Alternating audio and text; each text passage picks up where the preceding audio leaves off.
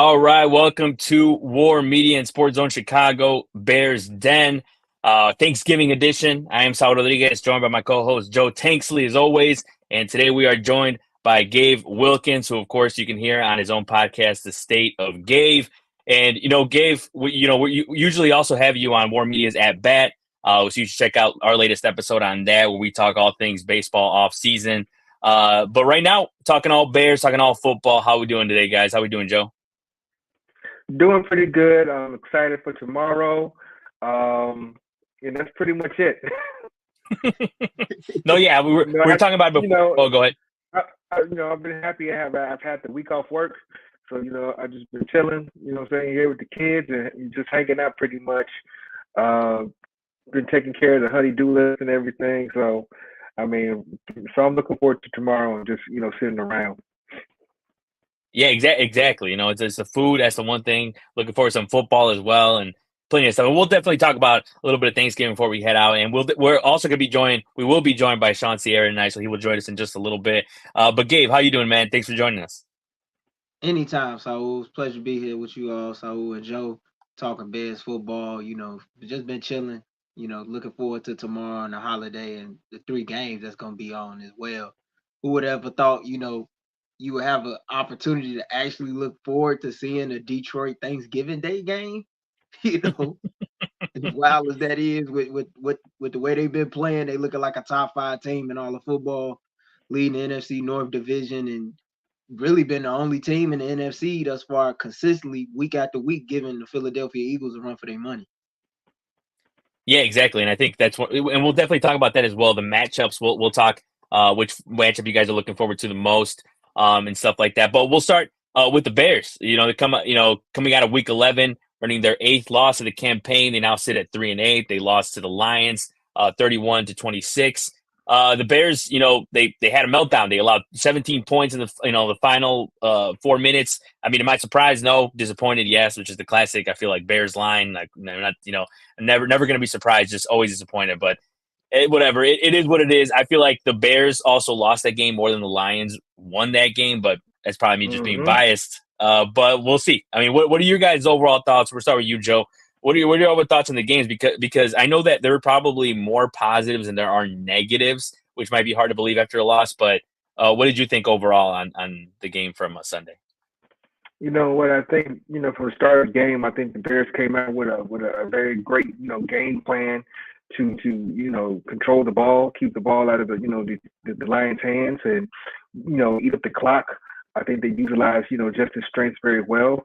Mixing in the run, they were very balanced, and they gave us some opportunities to throw the ball deep. And so I think that they did very well in the beginning, and then towards the end of the game, it just seems like these coaches they find a way to snatch defeat from the jaws of victory time after time. And they just tucked their tails, and it was maddening to me. I was really thinking not the play where they had 4th and 1, they were in the red zone and they settled for the field goal. I think that was the key moment in the game for me. I think at 3-7 you have a chance to to really put the game away. And I felt like, they played it safe and they played scared. They didn't play to win the game. They played not to lose. And whenever you play not to lose, you end up losing. Yeah. Oh, yeah. 100%. I think that's definitely how the Bears play. People talked about it all over the place, whether the defense late or whatever, but we'll get into that. But Gabe, what were your overall thoughts after that loss? Man, like Joe said, anytime you play the game conservatively the way that they did, down the stretch, you're playing to lose. And when you look at the numbers, Justin Fields threw for 169 yards on the day, completed 16 of 23 his passing attempts, rushed for over 104 yards on the ground with 18 carries. They ran the ball 50 times, I believe. They had time of possession for over 40 minutes. Defense and special teams played phenomenal for the majority of the game. Tyreek Stevenson, he didn't draw a single penalty and had a pick and had a big play on special teams as well, putting a big hit on Craig Reynolds, which led to a fumble. he's grown week after week, and just seeing his play and Javon Dexter Sr. and those guys, like they rose to the occasion. Montez Sweat got it a sack and whatnot, had a big day. I was very impressed with the group, but like Joe said, when you take the ball out of your best playmaker's hands and Justin Fields, who not only provided you with the excitement that you were anticipating to seeing as a fan, but with huge throws, such as that dart that he threw to DJ Moore, on a pivotal third down play to give the Bears the lead. And you thought they were taking control of the game after he went on that scramble for 29 yards and whatnot. Like, the drives they were putting together were solid drives. And I don't understand it. I really don't. And then you go into prevent defense when you're up 12. And when you're playing in a prevent defense, in my opinion, you're playing to lose. And I didn't understand the play calling whatsoever. I thought that they could have went to Roshan Johnson a few more times, with Khalil Herbert struggling a little bit. You could tell like he's still trying to shake the rust off after coming back from the injury and whatnot. But to me, Justin Fields was the best player on the field at Ford Field on Sunday, and they controlled the time of possession, got 3-4 turnovers. You're supposed to win that game, and they didn't do it. I believe they're the first team in NFL history to have time of possession over 40-plus minutes and then be up like 3+3 in the takeaways department and lose the game. Like, that's nothing to be proud of. Yeah, no, 100%. And I mean, you mentioned it with Fields, and you mentioned all that he did, because I feel like that was probably the biggest positive of the game, just because we've talked about it before. If the Bears are going to lose, as long as Fields does well, I guess it's it's fine and all. Even though, like, obviously we'd rather have this win, regardless of because I'm sitting there like, I'm like, man, with 4 or 5 minutes left, and I'm like, man, well, but they're about to be 4-7. You never know what's going to happen in the next couple of weeks. Like, it feels nice. Why not? And then of course it all unravels, but. Anyways, yeah, the biggest positive being Fields, like as you mentioned, his numbers, 16 for 23, with passing touchdown, the rushing side of things with the 18 carries and 104 yards. If Tyler Scott also makes that catch, it could be a different game. People had a debate on whether, he should have caught that, whatever, if he, ran a certain speed, whatever it is. But what did you guys think about Fields' performance? Because, of course, that's one of the main things of this whole game, regardless of the loss at this point. How did you feel about it, Gabe? I felt like he played well. Like I said, he was the best player on the field. And he put them in position to win. And I thought he threw a hell of a throw to Tyler Scott. He just hesitated on his route. And that split second or two in which he hesitated proved to be the difference. But then my issue was, like I said, the first 2 plays of that second to last drive. You're running the ball, the same play up the middle, and the Lions had the box stack. Like, they had 8 to 9 guys in the box. So, like, why are you continuously repeating plays that the defense knows is coming?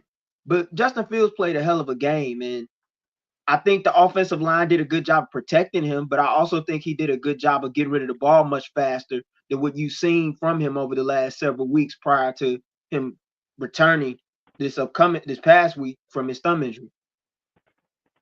What about you, Joe? What did you think about Fields' performance? I think it was very solid. And like Gabe said, he provided us with some excitement. Especially when he was scrambling.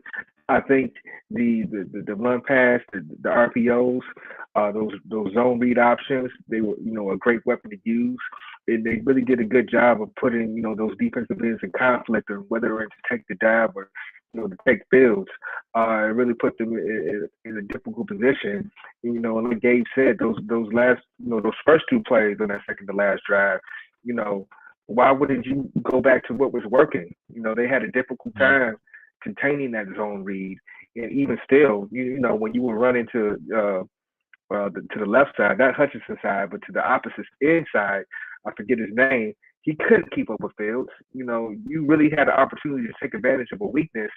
And they were doing it. And then when the time is is crunch time, they just let it go and forget about it.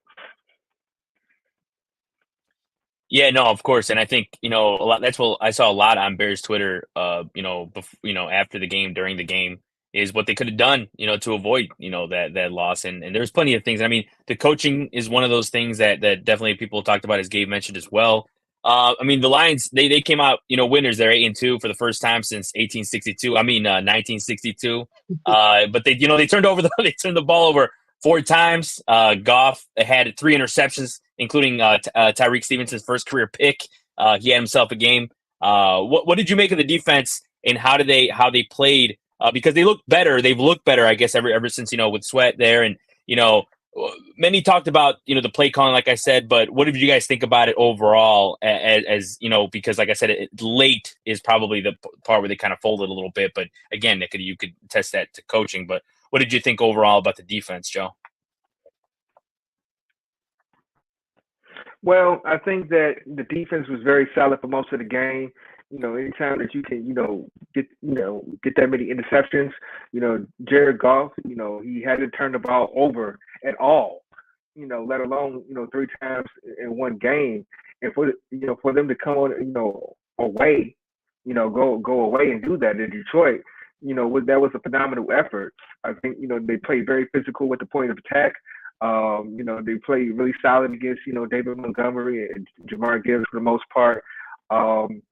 And they kind of confused Jared Goff a little bit, which is something that you really don't see. I think Eberflus, to his credit, he's been very good in calling the defense, and I think this part of it, he's been losing himself, and calling this defense, and he's not seeing the overall big picture, and I think that's been detrimental to the team right now. Late in the game, I know a lot of people made much to do about this, but Montez Sweat is not on the field. Trey Edmonds is not on the field. Tyreek Stevenson is not on the field. The players that were in there making plays for you, where are they at on that last drive? And he says that well, that's just how we do things. We have a routine where we sub guys in and out. Well, in crunch time, it's time for the players that that you draft and pay to be in that position to be out there to make those plays. And I think that was to a detriment of the team. It kind of shows some of the weakness, his coaching logic, so to speak. When you see these things, and it's starting to become a habit. I've been making decisions that's costing the team, to lose the game. And he likes to say, you got to execute. You got to execute. Well, you have to coach better too. Those players came out there and executed. They played well enough to win that game.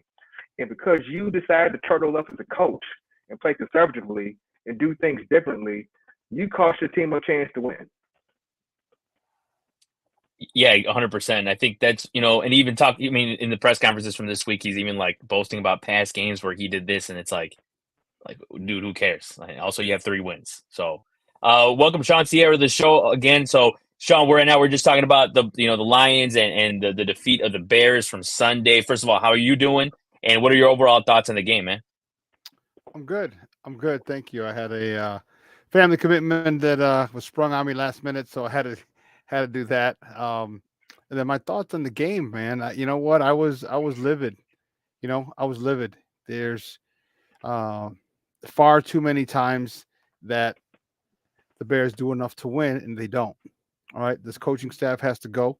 There's far too many times. You got 250 plus yards, combined yards from Justin Fields. You ran the ball 48 times. There was certain things that bugged me. One of them is, and I was a little annoyed with a lot. Justin Fields got in my crosshairs as well. Like, I think Justin Fields has got to grow up. I think he's got to realize that when a play's called in that's just horrible, change it. All right, change it. Exactly. This is the second year of this offense now, and you understand what's going on. And if you get it's a stupid put, the little tush push and the brotherly shove, whatever they want to call it. All right, I if I were him, I'd say, listen, why don't we get a jumbo package for situations like this? There's a crazy idea. Just get a jumbo package. Okay. I liked a lot of what Justin Fields did. I liked most of what Justin Fields did. He looked calm, cool, collected, and just really in his groove, man. And you know what? If we can continue to have outings like this the rest of the season, man, watch out. The Bears are going to win a couple games. The Bears are going to win a couple games. You know, I'm annoyed with the defense. You know, it's unbelievable that Eddie Jackson and Jalen Johnson on the quarter coverages. They're in quarters, and you know, it's for guys who go deep. You run quarters for deep routes, and I don't understand how. I mean, it's not two rookies. It's not two second-year players. It's not two third-year players. Okay, is there two fourth or longer veterans? And you make the simple a dumb mistake like that. You know, it seems as if everyone takes their turn screwing up. Justin Fields included at times. Okay, but man, Justin Fields played a really good game. You know, and you know Tyler Scott. I was very disappointed in him. How do you gain trust from your quarterback? How do you gain trust from your teammates? How do you gain trust from your coaches? You make big plays. I don't give a damn if you score a 50-yard touchdown in garbage time when we're up 20 or down 20. I don't give a damn. I need to know that and we found out. I need to know that when the moment is there, that it's not big, it's not too big for you, and it's too big for him. Period. I mean, there's nothing. I mean, all he has to do was run, catch the ball, not run, stutter, and try and catch the ball. Just run and catch the ball. He got a free release. All right, gave him an outside move, cut inside of him, stacked him. Justin could not have put that ball any better. He couldn't have handed the ball better. And it's just one person after another. One person. Then you had who was it? Was it Tremaine Edmonds or who was it? Brisker, who missed Jahmyr Gibbs on the third down. They got the first down. I mean, one person every single time. One person. And I texted and I tweeted it out. The Bears just don't know how to win. Detroit knows how to win. If you watch Detroit, there was no sense of panic. Hell, Jared Goff even told you in the post game, he's like, "Oh, when they went to kick the field goal, he's like, oh shit, it's only 12. Okay, cool, 2 touchdowns, no biggie, we got it. No biggie, we got it from Jared Goff. That shows you how much confidence they have. That shows you how much they believe in their coach, how much they believe in themselves. And sure enough, they went down and got 2 touchdowns. I don't know. The coaching staff has to go. Justin Fields has to do better. When horrible plays are called, X out of them, get into a good play. You know, there's a lot of blame to go around, and it's just frustrating because we snatched defeat from the jaws of victory, and we really needed that. That would have sent a statement, not through the NFC North, not through the NFC, but through the NFL. That would have sent a message to the NFL. Oh, snap. Justin's offensive line is healthy. Justin's running backs room is healthy. All his tight ends are here. Oh, snap. Oh, so this is what the Bears look like when everybody's healthy. Oh, okay. Now, and they had a chance to send that message, and they didn't. There are no dogs on this team. I need to know who the leaders are on this team. You know, I need to figure that out. I need to know because I don't know if they know, and to me, that's the big problem. Yeah, 100%. Gabe, what did you think about the defense as well? And you know, you mentioned a little bit about the formations and all that stuff as well earlier, but what were your thoughts on not only the late defense, but just as a whole? Because, like I said, with Tyreek Stevenson, at least he had a good game there, but there's still some positives. But then, you know, at the same time, I agree with Sean. I mean, I feel like this is a team that, you know, lacks leadership and lacks a lot of things. But what did you think about the defense? Defensively, I thought early on in the game they played well. But then there have been far too many times throughout the course of the season where poor tackling has led to extended plays. And we saw that, as Sean alluded to, with the Jahmyr Gibbs play. And that was a pivotal play because what that allowed Jahmyr Gibbs to do was get out of bounds and save time for a Detroit team that was trying to keep their timeouts in check and operate with time, enough time on the clock to go down the field, which they did successfully. And playing in a prevent defense is what I had the problem with the most, because why are you doing that? Like, to me, you can't assume because you're up 12 points in a game with less than 5 minutes to play that the game is just over. You can't. And then you add that on top of the fact that what Joe alluded to, when the Lions went 11 plays, 73 yards on a drive that helped them take the lead and eventually win the game, you didn't have Tremaine Edmonds out there and TJ Edwards. Those are your top two playmakers, man. You got to have those guys out there at all times.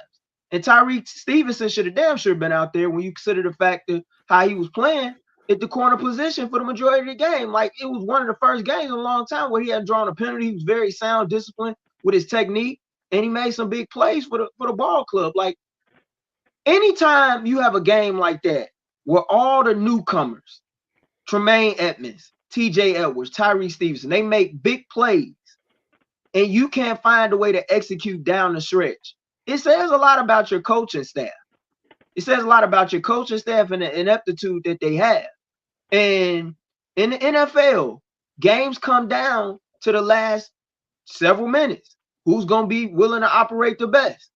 And time again, we've seen this Bear squad get very close only to come up short. And I do agree with Sean when he brings up, Justin Fields needing to audible a little bit more. But as far as the way he played, I don't know what more he could have done, because outside of one or two plays, I can't really see too many plays when I look at the film when it comes to Fields that he can say, well, man, I wish I had that back. Maybe he wish he had that touchdown back to DJ Moore where he overthrew him a little bit. But he said, hey, if I see you again, I'm going to make sure I don't miss you again. And he threw a dart to him in the third quarter, as you saw, for a touchdown, which I thought was a pivotal play of the game and the game-changing point for the Bears. I thought that was going to be the play that ignited them to a victory. But as far as, defensively, I like the way that they played. But the poor tackling, the miscommunications between Jalen Johnson and Eddie Jackson. Jalen Johnson wants to get top-tier money. You blew a pick six. Mm-hmm. In the early part of the game, that could have been that was a 14-point swing. And if you want to be a premier corner in this league, to get top dollar in this league, you got to make those plays, because that's what separates the big boys from the middlemen. Yeah, I mean, it's with Jalen Johnson, classic case of talk your talk, put your money where your mouth is right there. And he's and he said certain things earlier in the season of when it comes to that, and he just, that play was all over. The people were just baking him online. Like, I mean, if you want the money, you got to make that play, and it makes sense. Perfect case right there. But looking ahead, they got now into week number 12. They're facing the Vikings on Monday Night Football. I mean, this is a team, that has Josh Dobbs at the helm now with Kirk Cousins out for the rest of the season. They won 5 of the last six games. Their 5-game winning streak came to an end against the Broncos. What are you guys looking for in this divisional matchup, which, of course, the Bears are going to have their hands full once again, even if they don't have Justin Jefferson, because, of course, they guys got like Addison. They have guys like Addison, Hockenson, all those guys. The Bears also have a 3-game losing streak to Minnesota on Monday night. So it's what do you guys think about this matchup and where how this is going to end up? What do you think, Joe? Well, I think the Bears need to come out and start that game the same way they started the Detroit game. Is they got to pound the ball, they got to dominate the line of scrimmage, and they got to take away that blitzing, that Brian Flores likes to do. They gave them a lot of problems last time, and just to look really bad after having really 2 positive games. They got to be able to counteract that blitz, and they got to do things to put just in the position to see those blitzes coming, and he's got to be able to adjust it himself. This is a big step for him, where he's going to be able to recognize those blitzes, who's going to be free, and what the hot reads are. This is going to be a big step for him in his development. And I think he'll be ready, seeing, because this will be the second time seeing it.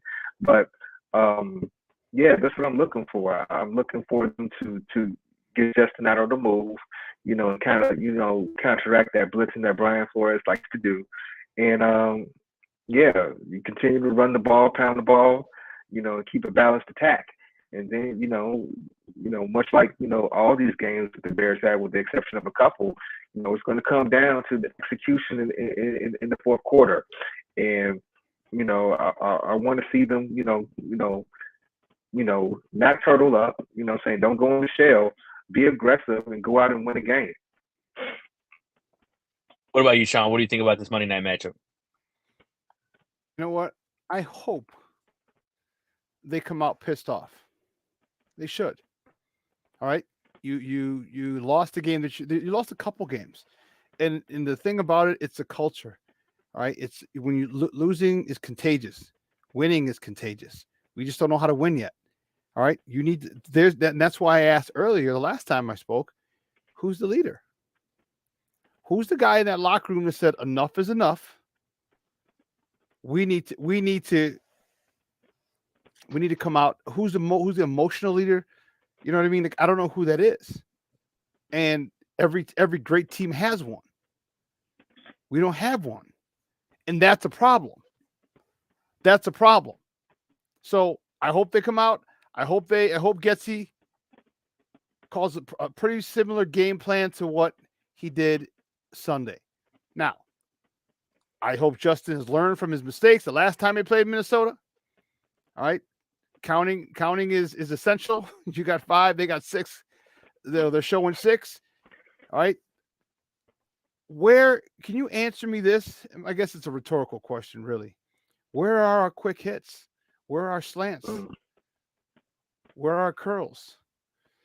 Where are our you know what I mean? These things here that get the ball in the hands of the playmakers quickly. Where are those? Okay, you have to have them. It's the NFL. You have to have them. Where are they? Why are they not being called? Why are they not being executed? There's a lot of different things. You know, Gabe, you mentioned earlier, or Joe, why the hell are all these guys out at the end of the game? Yeah. Rotation? Screw your stupid ass rotation. The guys who make the big bucks need to be out there. Period. That's not the time that you want to get some guys in and see what they do. No, that's not the time. That's the time where you go, you seal the deal with the Billings, with the Javon Dexters, with the Yannick Ngakoue, with the Montez Sweat. That's their time. He got paid $98 million to sit down in crunch time. You know, there's just repeated coaching, malpractice. Repeated. And I get it. Last year you're taking. Okay, I get it. No problem. But there were still questionable moves last year. This year, there's no tanking. And it looks like we're tanking. Coaching malpractice at its finest. And I can't wait. I know I kind of went off track. I want them gone. But on Monday, I hope Justin Fields leads his team. I hope he takes his team, puts it on his shoulders, and I got it. Because he's a winner. All right. I know he's tired of losing. And he should know the offense well enough now to be able to call plays at the line. You know, you were asking about why didn't some of the guys in? They couldn't sub in. Remember, the Bears defense couldn't sub in because Detroit wasn't subbing any guys in. They're getting to the line, and boom. And you don't want to get caught with 12 men on the field. Now it's a penalty. They stopped the clock. I mean, Detroit really, really looked calm, cool, collected, which they were, and the Bears weren't. So hopefully the Bears are able to handle this blitz, continue to run the ball, and most importantly, finish. Because you know what? On 4th and 1, Justin Fields, he's tell coaches, no. Field goal, stay off. He needs to lead this team. It's 4th and 1. We get this 4th and 1, it seals the game. Game, set, match. All right? Or damn near we take a whole bunch of time off. This is where Justin's got to step up as a leader. And I need to see that from him. If I do, then for sure Justin's the guy. I truly believe he is. But man, he's got to do something on Monday to get this dub and to really show the team that the rest of the team that he's the leader. He's the man. We'll see. What about you, Gabe? I mean, Sean. I mean, it doesn't matter if you went off, man, because I mean, whenever you do spit a lot of truth. So, what about you, Gabe? What did you think about it, man? What I'm looking forward to seeing from the Bears on Monday night is how can Luke Getsy and Justin Fields find a way to bring what they bought in that first drive, the opening drive in Detroit, consistently throughout 60 minutes of football when the offense is on the field. I like the way that Luke Getsy in that first drive was finding a way to get Justin rolled out of the pocket, making plays off of passing angles, dialed up the run game, timely here and there, once they got to the red zone and it led to the Dante Foreman touchdown. Like just having a balanced attack and not being afraid to challenge the Vikings defense in the air a little bit, because while the run game is going to be important, the passing game is going to be just as important, knowing how that Vikings pass rush with Danielle Hunter and that front seven doing his thing, getting to the quarterback left and right. Like you got to find a way to attack them in multiple ways. And yeah, like you got to know what your hot reads are and everything like that.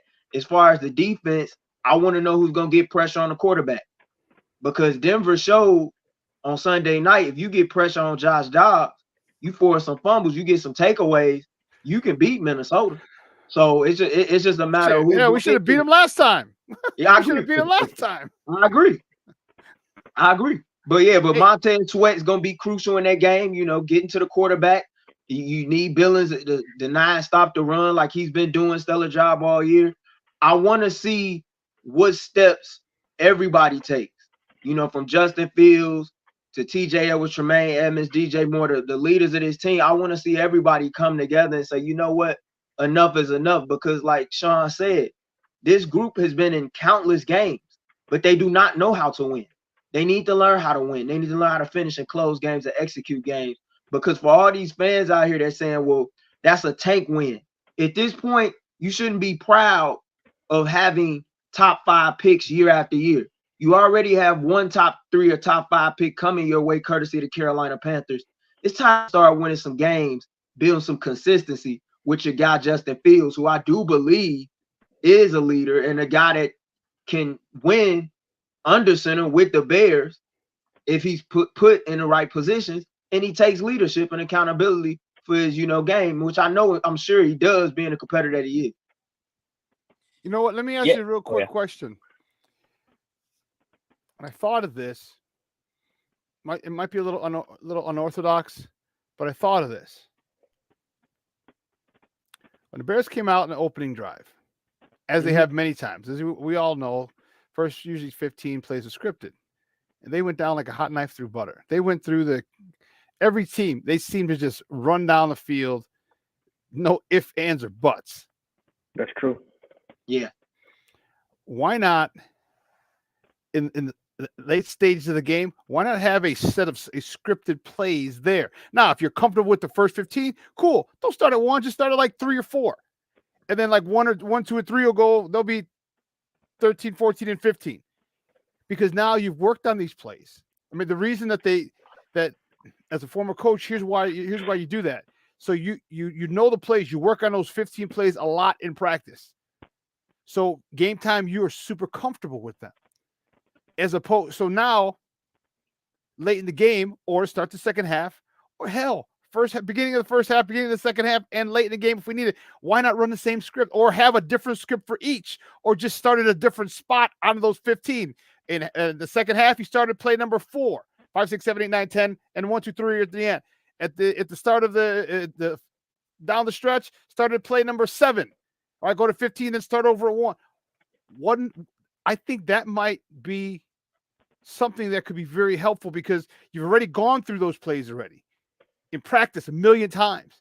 You've already gone through those plays in the game, and you're probably going to be, especially if you score in that first drive, man, there's a lot of confidence knowing that this set of plays that we have here ends in 6 damn near every time. Just a thought. Yeah, and I think it's one of those things where with the Bears, it's like, I mean, just try anything different. I feel like there's plenty of cases where we've seen them lose and it's the same thing over and over again. It's like, wouldn't you think after a while they'd change something up or they would do something different? And they haven't done it. They just very, very stubborn. And we'll see what happens with them, because I think that I'm sorry, but what Sean is saying though is that good teams have bread and butter plays. No matter when they run it, as long as they execute it, it is going to work. Yeah, we haven't seen that from the Bears. And I Mhm. think, that's part of it. What is the bread and butter play? When you see this formation, it's going to happen, it's going to work, and there's nothing you can do about it. Mhm. And this, all the good teams have plays like this, like, that work that way. And we haven't seen it. And I think, it goes back to the identity of the team. I think they do have some bread and butter, running plays, what I'm saying? But, like Sean was saying earlier, where the slants, what I'm saying, where the curls, where the crossing routes, not to, go back, what I'm saying? But we talk about that quarters coverage with Eddie Jackson and Jalen Johnson. Ben Johnson did a good job of putting those two players in conflict with each other by running a combination route and Yeah. forced Jalen Johnson to come up. And he bit on it, and the guy came and snuck behind him. Where are those plays for the Bears? Because it seems like every time our wide receivers are running routes, they're not being schemed to get open. They have to beat somebody. Other teams are scheming guys open. Other teams are scheming, easy reads. It seems time and time again with this offense that we rely on our receivers and playmakers to beat somebody one-on-one, while other teams are scheming to get plays open and to good, easy looks. And I haven't seen that from the Bears offense. Yeah, you would think it sounds pretty basic. Like, you would think that the Bears would do something like that, and even then, it's just like they're just so hard headed. And I mean, it almost sometimes seems like they don't even care about like their jobs and status at all. Like Matt Eberflus seems so chill for a guy who's on probably the hottest seat known to man right now. But And yeah, I I'm don't know. glad you Well, said that, Saul, because that's how they coach. That's exactly how they coach. When you mhm. playing as conservative as they did in the latter portion of that game in Detroit, they coaching like they got tenor. And then Mhm. Lou Getsy, his inexperience shows so many times as a play caller. I know he was a passing game coordinator and a quarterback coach under Aaron Rodgers in Green Bay, but this is his first time serving as an offensive coordinator in the NFL. And you can see the inexperience sometimes because anytime you have players on opposing teams saying that we knew a certain play was coming because we saw that play 7 times in a row, or we saw that play several times throughout the day going into the fourth quarter. At some point, you got to know how to spice your stuff up and give different looks and different wrinkles to your offense so to lead these defenses discombobulated. Yeah, 100%. And then we hope that comes up sometime, especially on Monday Night Football. Would be nice if on a bigger stage, they could do that. But we will see. Moving on to the rest of the league, I did want to ask you guys about one of the main storylines from this past week, which of course was this week's Monday Night Football, between the Eagles and the Chiefs. Of course, the Eagles took down the Chiefs 21-17. Another game in which if a wide receiver made a late catch, the game probably looks way different. But you guys think that this game, well, first of all, what did you guys think about this game? But also, do you guys think that this officially puts the Eagles as a team to beat? Or do you guys still give it to maybe the Baltimore Ravens right now? Because there's plenty of options out there. But the Eagles, I mean, they make a big statement in Kansas City where it was rainy and, of course, always loud. But what did you think about it, Sean? KC needs, there's something about them that all year, it started with the loss to Detroit, all right, week 1. They just don't look as formidable as they did before. Obviously, the cheetah's gone, so you lost that threat. But last year, I mean, hell, they didn't have the cheetah and they still won the title. But they for some reason this year, they don't look as formidable. I don't know what it is. The Eagles are the real deal. The Eagles are the real deal. And when you build up and this is what Brian Poles is trying to do, is exactly what Philly's doing, right? You build your team through the trenches. All right, Philly's got stud offensive linemen. Philly got stud defensive linemen. Waves of defensive linemen. They go too deep. Second team on Philly could be starting. That defensive line can start on many NFL teams today. So I think Philly is the team to beat. What they do is they don't put all that pressure on Jalen Hurts, because I truly don't think Jalen Hurts is that good. I think he's a really good game manager. I think he's got good wide receivers. He's got a good running game. He doesn't have to win games. You put that on your offensive line. You put that in the hands of your playmakers. You put it in the hands of your running back, which is basically in the hands of your offensive line. And you got a sick-ass defense.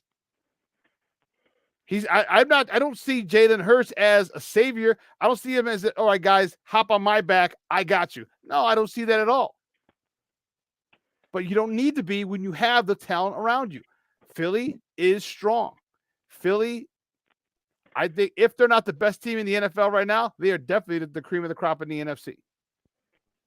Yeah, I agree with that. And I think, I think it's probably what separates Hurts the most is the running game. And as you said, is a good game manager, which I feel like people don't talk about enough, because there was even I saw tweets about how Jordan Love and him have this almost the same numbers. And then, but people also don't pay attention to the QB rating. And there's so many other things that play into how good a quarterback certain guys are, like Jordan Love or Jalen Hurts. But yeah, no, I agree when it comes to that, and it's almost like they also just did just enough to beat the guy or a team like the Chiefs, which I mean, it sounds like not much, but it's a whole lot. And you look at some of the drops that the Chiefs had, and I think they have the number one. They're number one in most drops in the league for wide receivers. I think just any other in their offense, but that's crazy. But anyway, Gabe, what did you think about that Monday Night Football game? Thought it was a well played game. It was a good defensive battle, but Kansas City, in my eyes, they got to get a star receiver in the building very soon. Yep. And I wouldn't be surprised this offseason if they tried to make a serious pursuit of Mike Evans. It's obvious that Patrick Mahomes needs a playmaker on the outside. And with Kelsey getting older, that's going to be very important. Rashee Rice has been solid for the Chiefs all season long, in my opinion. He's grown and gotten better by the game. But there have been far too many times where, you see KC's opening drives, they get the ball to Rashee Rice, it'd be a big play, and they go to him a couple times. But then as the game goes on, you don't even see him on the field, or they don't target him as much. And I don't understand that, when in my opinion, he's been their most productive receiver all season long, in spite of being a rookie. So I think that's what's really hurting them. I think the lack of continuity between Matt Nagy and Patrick Mahomes is something to watch out for. Eric Bieniemy is dearly missed in Kansas City right now. And that's why I can't say that Kansas City is the team to beat. And everyone knew going into the season that it was going to be between him and Baltimore for that number one spot. And we're seeing it. And in my opinion, there's no favorite in the NFL right now. But as far as in the NFC, yeah, it's Philadelphia's to lose. It's the most complete team. And they're showing a lot of teams how to build their roster, like Sean said, and that's through the trenches. Best offensive line in football right now. One of the best D lines, front sevens you're going to find. Jalen Carter's having a hell of a year. And Jalen Hurts, yeah, he doesn't have to do a lot. When you give it to DeAndre Swift, and then you got the little tush push on the third and short plays or the fourth and short plays, and then, all you got to do is hit AJ on a go route here and there. And when you need a big play, or Devontae Smith on the outside, that's easy money. Yeah, and you mentioned, unfortunately, Gabe, you mentioned Matt Nagy, and I was but I saw on my TV every time they bring him out, get him out of my TV. I don't want to see that man no more. Sean said they looked a little bit different this year, and that's what I was thinking. I was saying it's Eric Bieniemy. He's not there, and Matt Nagy is good. And Matt Nagy is, the year that the Bears hired Matt Nagy, they was the year that Matt Nagy was calling the plays in Kansas City, and they choked in the playoffs.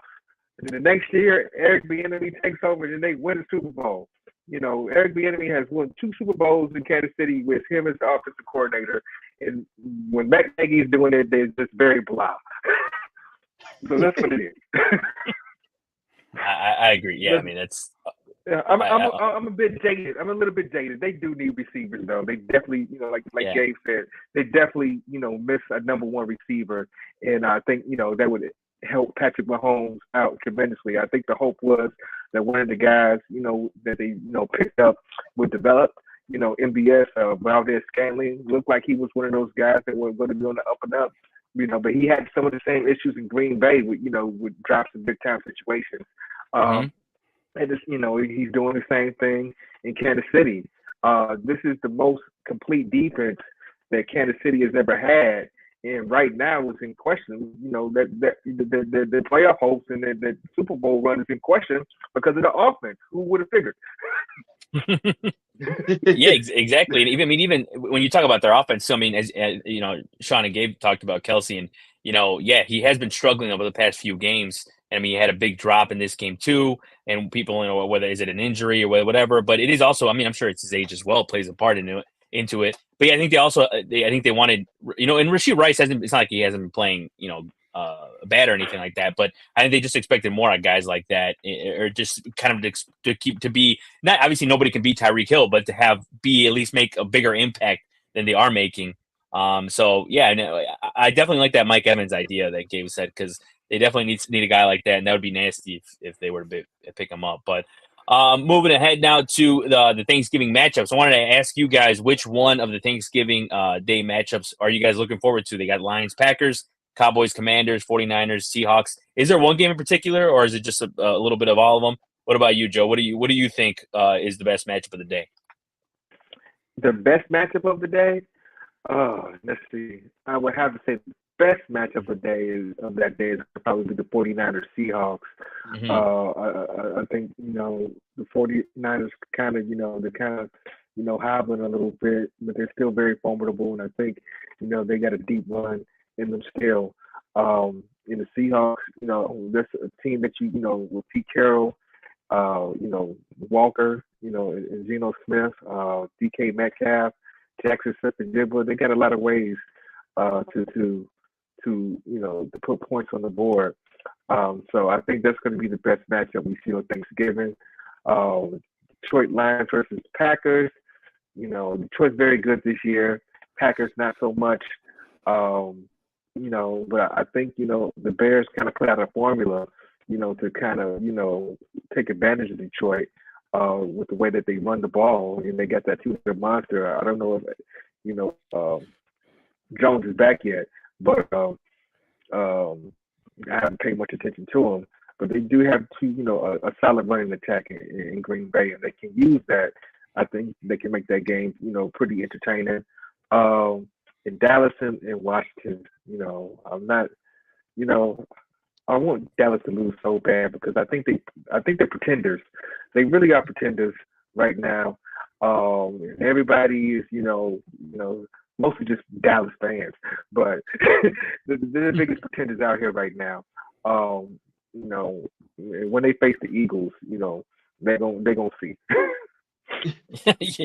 I agree with you on that, Joe. I actually saw it was funny because I saw it was like a podcaster's clip somewhere on TikTok. This guy was like, "Yeah, they're talking smack about the Cowboys, but they only talk smack about them when they lose to a team with a losing record." And then the guy was like going through the schedule, and almost every team they've beat has a losing record. So it's just it's just the Cowboys being the Cowboys. But Gabe, which match are you looking forward to the most on Thanksgiving?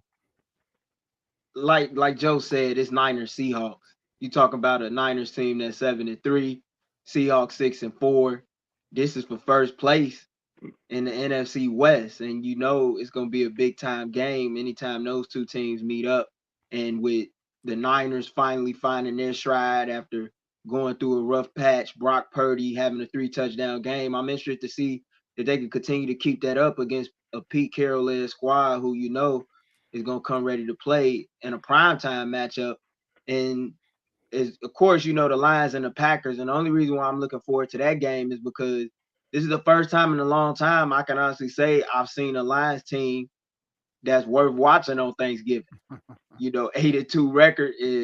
I know those fans in downtown Detroit are going to be loud and in a frenzy. I had a friend of mine that was at the Bears and Lions game the other day that's a lifelong Lions fan, and they real eager and excited to see what their team is going to do over the next several weeks and beyond as they look to make that push into the playoffs and get a home playoff game for the first time, I believe, since 1991.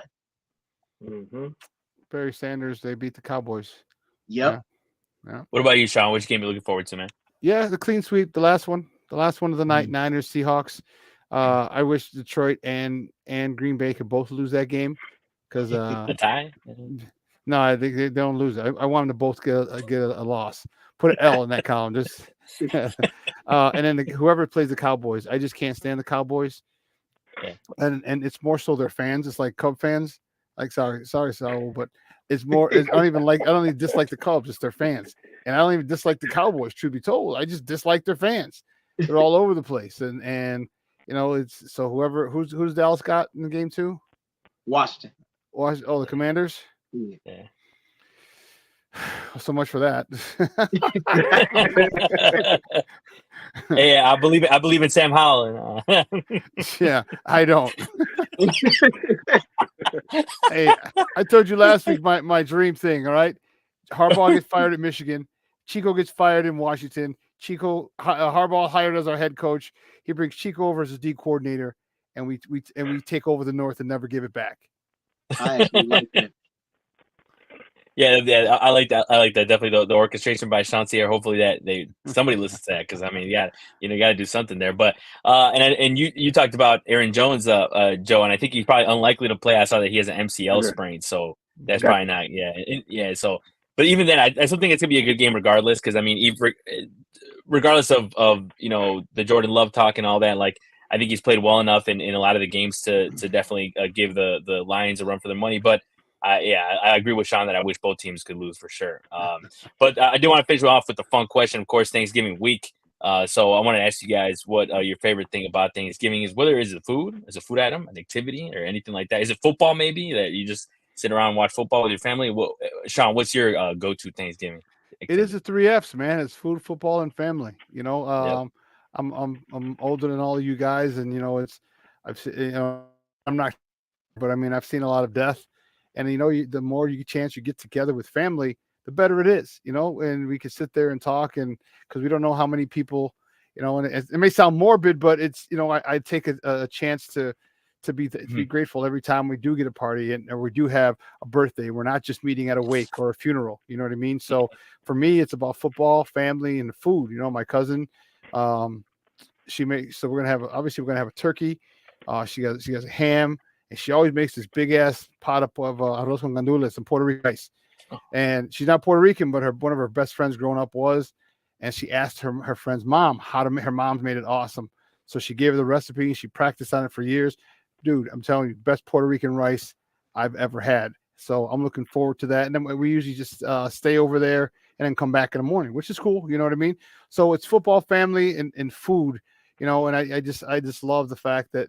Being able to spend time with family, being able to talk shit with my cousins, all right, while we're watching football. It's just the 3 Fs is really what Thanksgiving's about, because, as you get older and more, a lot of times those gatherings get smaller and smaller and less people come to visit because, they're not here. And that's, it's the way of life. It's a circle of life. But man, as you get older, you really start to cherish the times with family. The ones at least you speak to, because there's some dudes I don't even give a damn about in my family, but the ones that I speak to, I like to see them as much as possible. Yeah, I agree. Hey, you said it best, man. You can't even. That's definitely a good one for sure. Gabe, what about you, man? What's one thing you look forward to every Thanksgiving, man? For me, I can relate to Sean. It's I done experienced a lot of death over the last several months, so I understand. That circle definitely gets smaller, and you definitely learn how to cherish your family as you get a lot older and you start doing some living, and you experience some things. So family is always a blessing to be around Thanksgiving. And then of course football. I'm the type of person, like, I just be real chill, low key. You got a TV in the back, you got the game on, I'm cool with it. So like I'm always watching the football games and just chilling with family, and playing card games if we got cards out or whatever, just kicking and having a good time. Oh yeah, I mean, that's one of those things, like, you just gotta have a TV. That's all, man. Where it's simple. It's not too hard. My cousin just got, so last Thanksgiving, their 75-inch screen wasn't big enough. It wasn't big enough, so they went and got an 85-inch TV. I guess size does matter. All right, they got it. Hold on. Sorry. They got it does, because they got an 85-inch TV, and it's noticeable, that's for sure. And I bet. I talked about football, dude. So tomorrow morning at 8:30, I'm going to my high school. So St. Rita is in the prep bowl. which is Friday. And so they're having an alumni practice. So the team, the boys practice, just kind of a walkthrough before the game on Friday, the next day on Friday. But they want all alumni to come back and kind of, support just show love and support to the kids. So I put it on Facebook, and a couple of my boys are going. A lot of us are going to meet. A few of us, I hope, a lot. There, just and coffee and donuts and everything. But we're just going to go and show our support to the young men at St. Rita where I went, and just wish them well in the prep bowl, and then football later in the day watching it, and then Friday I'm going to the prep bowl. When I get back from Melbourne, I'm going to the prep bowl to see my St. Rita Mustangs. So it'll be a lot of football for me, man, and I love it. I love high school and college football. So yeah, it's going to be fun. And Ohio State, you know it. You know it, Joe.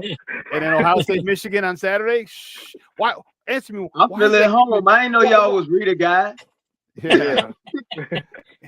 Why? I didn't know y'all was Rita guys. I'm class of 11. Get out of here. You're not Rita as well. Nice. Yeah. Okay. Yeah, dude. That is crazy, man. I went to high school with Kenny Galladay. That's my man. Oh yeah. Okay. Yeah, dude. I hope we sign him, man. I hope we sign him. 4x4. Oh no way. That's dope. Yep.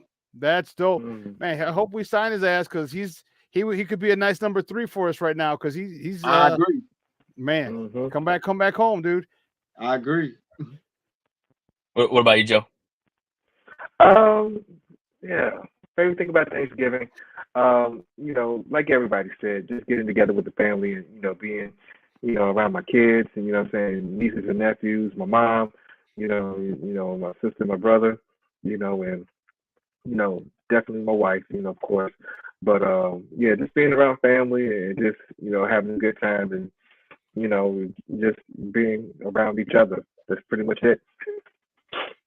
Yeah, those are good reasons. You guys all pretty much crossed them out. I think the only thing that nobody mentioned, which I guess I might be in the minority here, but I do watch the parade, but not at 8:30 a.m. though. I DVR it. I DVR it because I'm not waking up at 8:30. If you guys know me, I stay up to like 4 a.m. So I'm a lazy bum. So I definitely I'm not getting up at 8:30. I was like, I'm gonna DVR, watch it at dinner time, and it's like that's talking but Macy's, or you talking the Chicago one, or both? Actually, I watch both. I like to watch both just because you can't get enough of the celebration. It's just kind of it's nice. But definitely, you guys said it best. With family, it's one of the best times of the year to just sit around, talk shit, and all that stuff. It's the best. It's awesome. So definitely hope you enjoy it. You guys enjoy it as well as everybody watching at home as well. Enjoy Thanksgiving. Hopefully, the Bears can give us a win after all this is over on Monday. So thanks for watching. For Saul Rodriguez, Joe Tanksley, Gabe Wilkins, and Sean Sierra. Hopefully, everyone has a great Thanksgiving. Hey guys, if you ain't doing it on tomorrow, man, 8:30 in the morning. Gabe, Joe, 8:30 in the morning, man. I'm gonna be there. I'll be there, and I'm gonna bring my own drink and everything. It won't be. I wouldn't say it's too early to drink, but I'd be lying. But I'll bring my own drink. Tomorrow? 8:30 a.m. Yeah. Tomorrow morning. Yeah. Okay. Yeah, I'll be there. I'm looking forward to it, and it's gonna be fun. I might be knocked out, but I know I need to get back up there though for a game though. Hey, sure. I appreciate the honesty, Gabe. It's been a minute. I do need to get back up there though. It's been about like 7 years. Oh man, yeah. And then, like I said, I'm going Saturday or Friday morning or Friday to the prep bowl, and that's at Lane Tech. So okay. Then that's at 1:00. So we'll see. Cool. All right, fellas, you guys take it easy. Thanks for watching. The Bears Den, presented by War Media and Sports Zone Chicago. See.